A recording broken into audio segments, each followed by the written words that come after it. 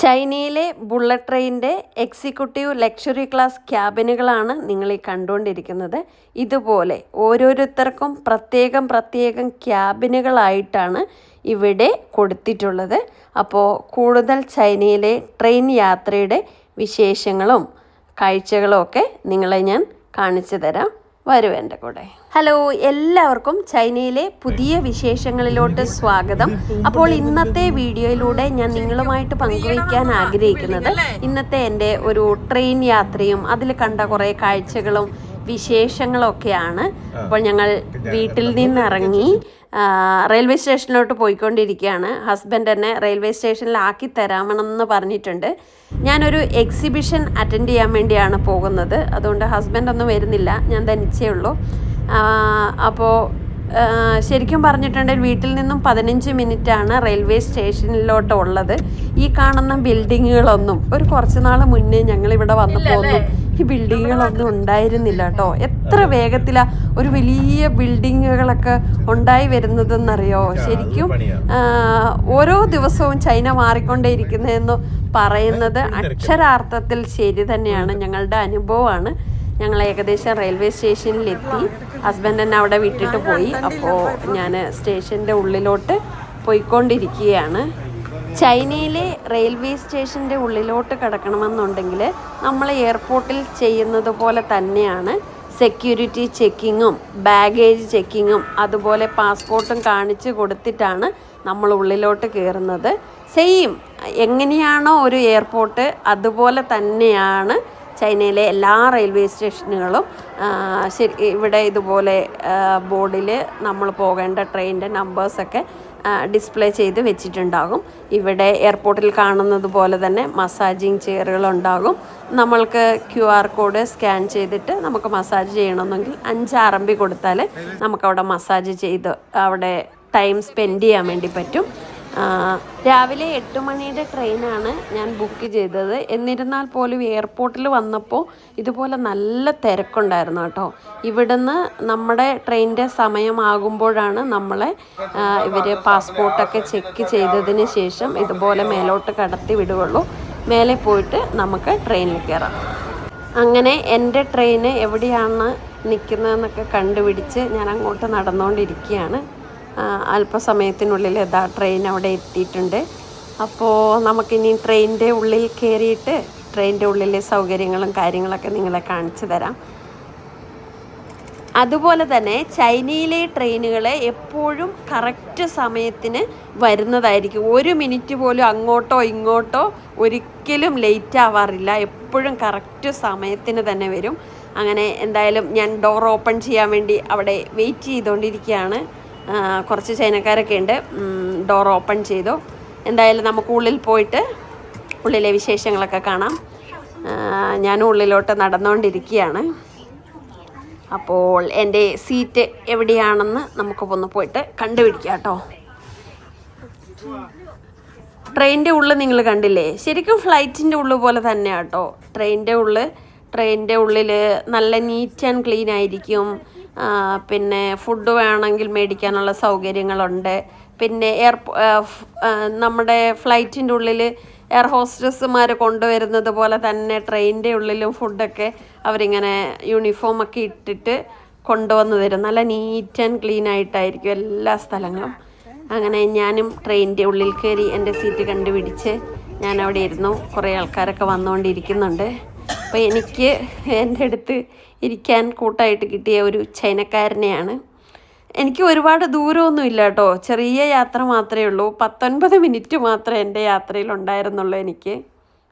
ഞാനിപ്പോൾ യാത്ര ചെയ്തുകൊണ്ടിരിക്കുന്നത് ഷൗഷിങ് എന്ന് പറഞ്ഞ സ്റ്റേഷനിൽ നിന്നും ഹാൻഷോ എന്ന് പറഞ്ഞ സ്റ്റേഷനിലോട്ടാണ്. 19 മിനിറ്റ് കൊണ്ട് എനിക്ക് ആ സ്റ്റേഷനിൽ എത്തിച്ചേരാൻ വേണ്ടി കഴിയും. അതുപോലെ തന്നെ 250 രൂപയെ ട്രെയിൻ ടിക്കറ്റ് ആവുകയുള്ളൂ കേട്ടോ. നല്ല സ്പീഡായിട്ടുള്ള ട്രെയിനാണ്. ചൈനയിലെ ട്രെയിൻ നിങ്ങൾക്ക് പിന്നെ എല്ലാവർക്കും അറിയാമായിരിക്കുമല്ലോ. ലോകത്തിലെ തന്നെ ഏറ്റവും വേഗതയേറിയ ബുള്ളറ്റ് ട്രെയിനുകൾ ചൈനയിലാണ് എന്നും 350 കിലോമീറ്റർ സ്പീഡിലാണ് ഇത് പോകുന്നത്.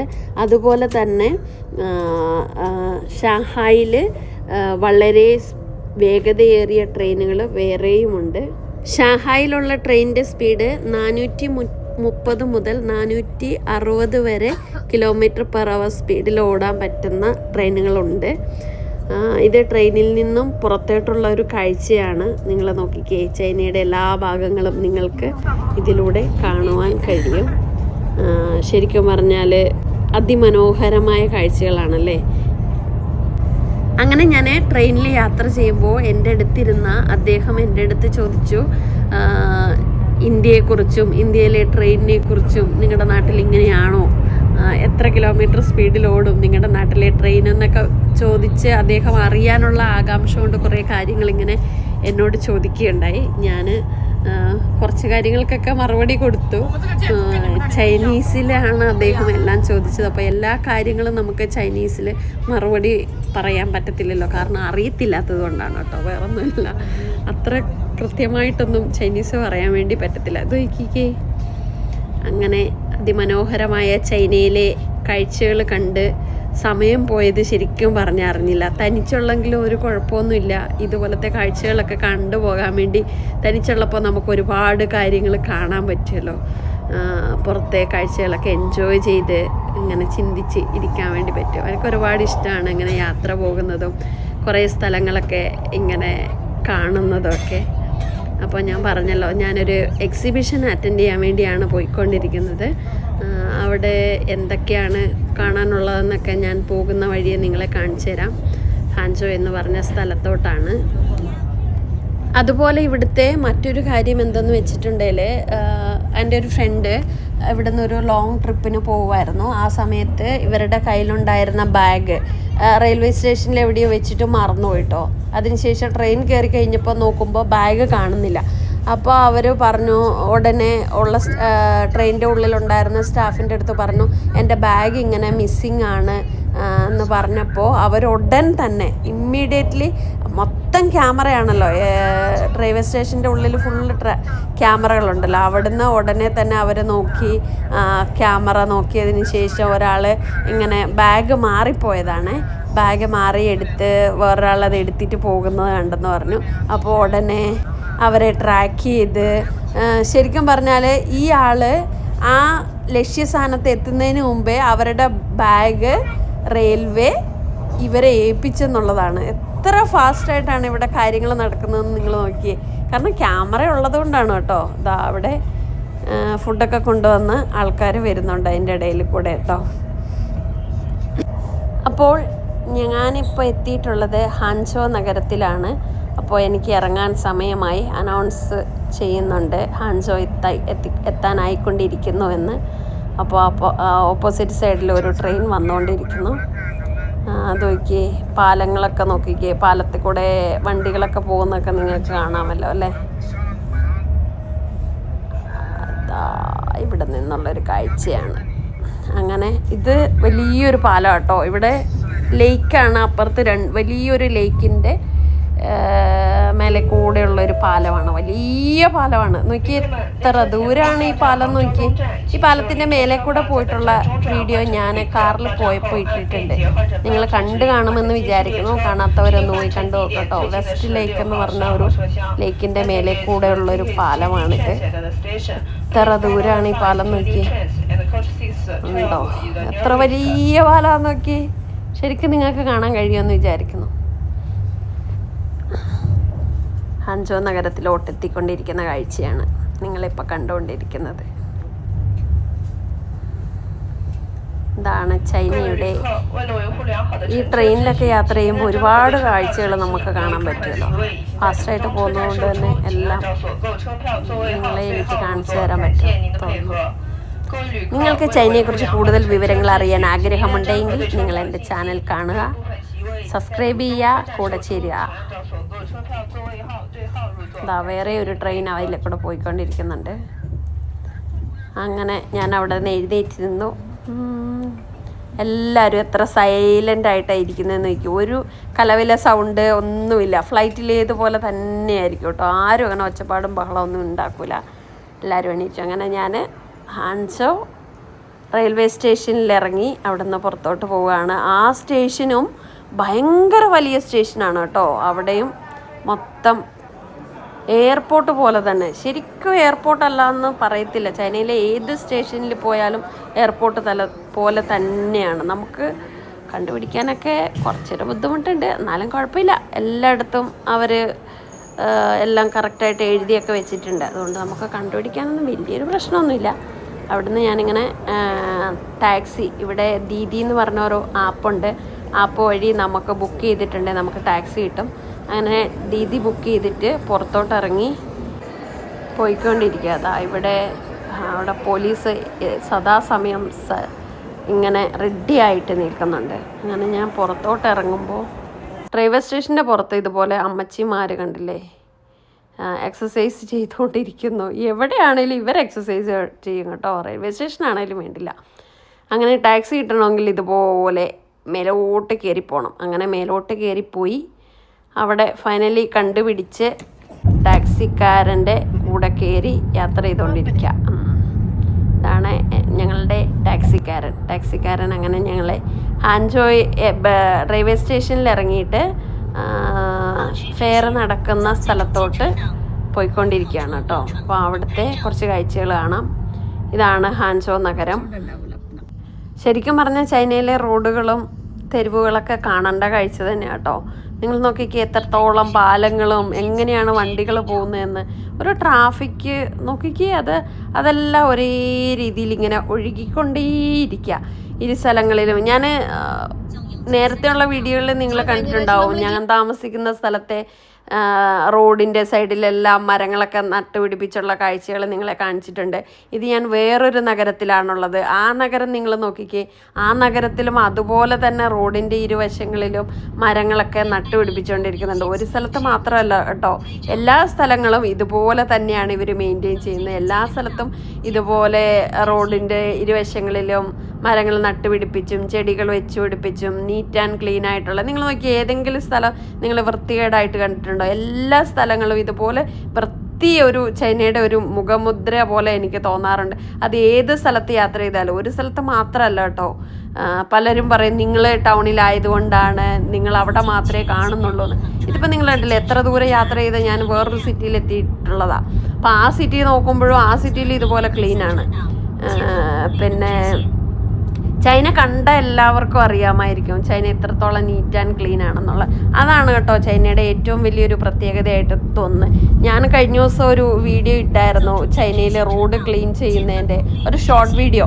അപ്പോൾ ഒരുപാട് ആൾക്കാർ കമൻറ്റ് ചെയ്ത് പറഞ്ഞു, ഇത് നമ്മുടെ കേരളത്തിൽ വരെ ഉണ്ട്, തിരുവനന്തപുരത്തുണ്ട്, കണ്ണൂരുണ്ട് എന്നൊക്കെ പറഞ്ഞിട്ടുണ്ട്. പക്ഷേ ഇതുപോലെയാണോ നമ്മുടെ നാടുകൾ ക്ലീനായിട്ട് കിടക്കുന്ന? പക്ഷെ എത്ര സുന്ദരമായ നാടല്ലേ നമ്മുടെ കേരളം. പക്ഷെ അവിടെ ഒന്നും ഇതുപോലൊന്നും ക്ലീനൊന്നും ചെയ്യാറില്ല എന്നുള്ളൊരു വാസ്തവമുണ്ട്. ഇവിടുത്തെ വികസനങ്ങൾ ഓരോ ദിവസവും ഇങ്ങനെ ചൈന മാറിക്കൊണ്ടിരിക്കുന്ന ഒരു കാഴ്ചയാണ് കാണുന്നത്. ഇത് നോക്കി, അതിൻ്റെ മേലെ കൂടെ പോകുന്ന ഒരു പാലം എത്ര വലുപ്പമാണെന്ന് നിങ്ങൾ നോക്കി. ഇതൊക്കെ ഞാൻ പറഞ്ഞു തരണ്ട, നിങ്ങൾ കണ്ടു തന്നെ മനസ്സിലാക്കും. അതുകൊണ്ടാണ് ഞാൻ ഇതൊരു ലോങ് വീഡിയോ ആയിപ്പോയി കേട്ടോ. ഒരിക്കലും ഞാൻ ഇത്രയും ലോങ് ആയിട്ടുള്ള ഒരു വീഡിയോ ഇടാറില്ല. അപ്പോൾ ഞാൻ അവിടുന്ന് ഇറങ്ങിയത് മുതൽ ഞാൻ ആ ഫെയറിന് അറ്റൻഡ് ചെയ്യുന്നോടം വരെയുള്ള സ്ഥലത്തെ കാഴ്ചകളൊക്കെ ഇങ്ങനെ കാണിച്ചാണ്. അതാ ഇവിടെ ഒരു ടണലുണ്ട്. ഇവിടെ ടണലൊന്നും നിർമ്മിക്കാൻ വേണ്ടി അധികം വർഷങ്ങളൊന്നും ഇവരെടുക്കില്ല. പെട്ടെന്ന് തന്നെ ഓരോ ടണലുകളും പൂർത്തിയാക്കും. വലിയ വലിയ ടണലുകളാണ്, കിലോമീറ്ററോളം ദൂരമുള്ള ഒരുപാട് ടണലുകൾ ചൈനയിലുടനീളമുണ്ട്. പലതിൻ്റെയും വീഡിയോസ് ഞാൻ നിങ്ങളെ കാണിച്ചു തന്നിട്ടുണ്ട്. അങ്ങനെ ചൈനയിൽ പലരും യാത്ര ചെയ്തിട്ടുണ്ടെങ്കിലും ഈ ഒരു ഹാൻഷോ നഗരവും ഷൗഷിങ് നഗരത്തിലൊന്നും അധികം ആരും തന്നെ വന്നിട്ടുണ്ടാവില്ല. ഇപ്പോൾ നിങ്ങൾ തന്നെ അറിയാലോ, സുജിത് ഭക്തനൊക്കെ ഒരുപാട് പ്രാവശ്യം ചൈനയിലൊക്കെ വന്ന വീഡിയോസൊക്കെ ഇട്ടിട്ടുണ്ട്. പക്ഷേ ഈ ഒരു ഏരിയയിലൊന്നും ഇതുവരെ വന്ന ഒരു യൂട്യൂബേഴ്സും വന്ന് ഒരു വീഡിയോ ഇട്ടതായിട്ടൊന്നും ഞാൻ കണ്ടിട്ടില്ല. സന്തോഷ് സാറ് പോലും ഇവിടെയൊന്നും വന്നിട്ടില്ല.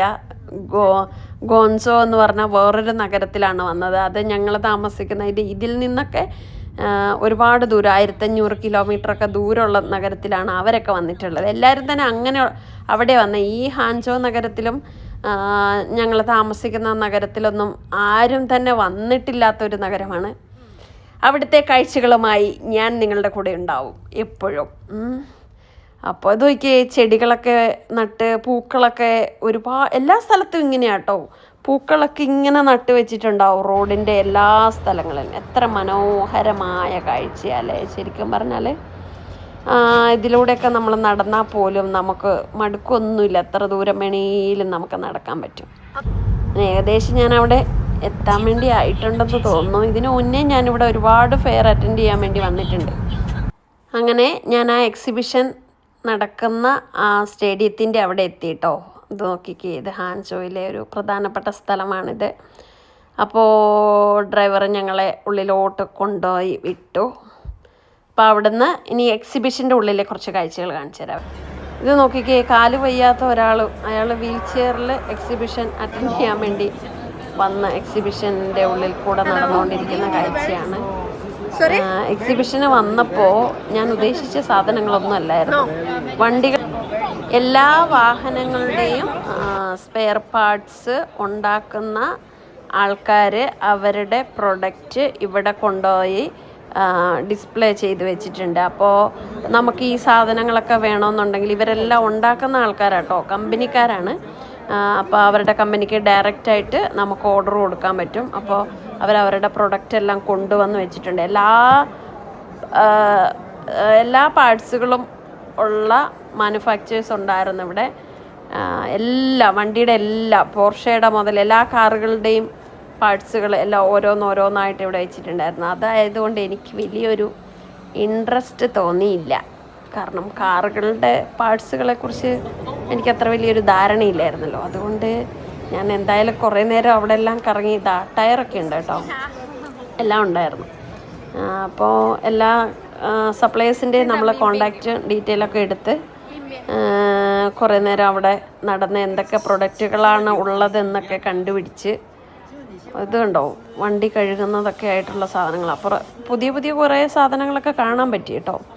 ഇത് ഓരോ എക്സിബിഷനും ഇതുപോലുള്ള എക്സിബിഷൻ അറ്റൻഡ് ചെയ്യുന്ന വഴി നമുക്ക് ഒരുപാട് കാര്യങ്ങളെക്കുറിച്ച് അറിവ് കിട്ടും. ചൈനക്കാരുടെ ഓരോരോ പുതിയ പ്രൊഡക്റ്റുകളെക്കുറിച്ച് മനസ്സിലാക്കാൻ വേണ്ടി പറ്റും. അതിൻ്റെ പ്രൈസുകൾ മനസ്സിലാക്കാൻ പറ്റും. അങ്ങനെയൊക്കെ ഒരുപാട് കാര്യങ്ങൾ മനസ്സിലാക്കാൻ പറ്റും. അപ്പോൾ ഇതൊക്കെയാണ് ഇന്നത്തെ ചൈന വിശേഷങ്ങൾ. Thank you for watching.